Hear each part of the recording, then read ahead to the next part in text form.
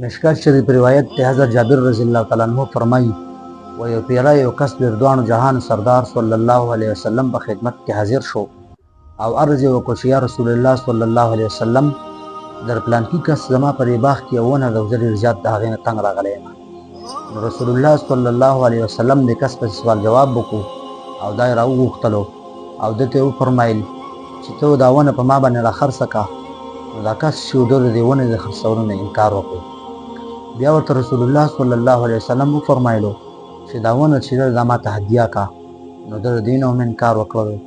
بیا ورته رسول الله صلی الله علیه وسلم وفرمایل چې دا ونه ماله راکړه د جنت د ونې په مقابله کې الله تعالی به تا ته په جنت کې د دې صله درکړي. نو دوی د دې نه هم انکار وکړو. نو رسول الله صلی الله علیه وسلم وفرمایل چې دا کس ته هم بخیل دی خو د دې نه زیات بخیل هغه انسان دی چې هغه په سلام کې بخل کوي. ځکه رسول الله صلی الله علیه وسلم فرمایي چې افشو السلام، تاسو سلام در عام کوئ. نو زموږ په معاشره کې نن سبا چې موږ او تاسو وګورو چې چېرته دوه کسان میلاویږي نو دوی یو خو عام سلام وي، دوی خپلې خبرې کوي. نو سلام چې دی سلام او د دې ډېر زیات فضیلت دی. رسول الله مبارک فرمایي چې السلام قبل الکلام، د کلام نه مخکې چې دی ته چا سره خبرې کوي د هغې نه مخکې به سلام کوي.